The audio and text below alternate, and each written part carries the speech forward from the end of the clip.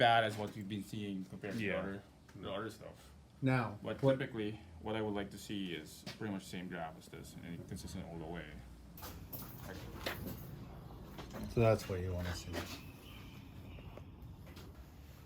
So is that the grains that we're seeing? And then there's just a void here? Yep. Yeah. Yeah, so everything in between the grains is waterlogged and starting to fail.